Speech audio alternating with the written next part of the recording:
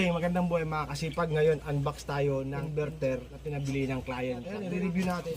Sobrang laki. Pure sine wave solar inverter. Peak power 8,000 watts. So dito tayo sa actual power 4,000 watts. Kahit dalawang 1.5 kaya nito.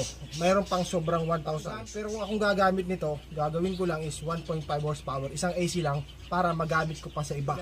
Kailangan kasi lagi kang may pasobra sa inverter para hindi masyadong hirap ang inverter. Bago ko i-promote, tested ko muna mga kasipag, panoorin nyo.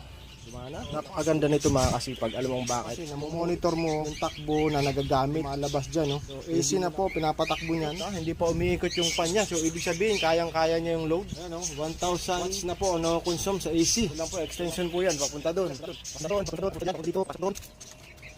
Ayan po, umiikot po ang AC. Ito po, ayan, papunta lang dito, papasok dyan. Ito po yun, ayan, ito yung extension. Extension, papunta dyan.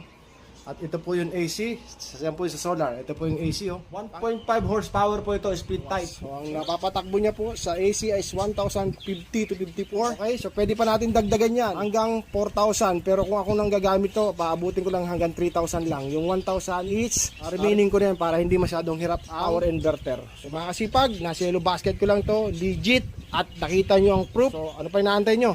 Check out nyo na yan muna. Thank you very much.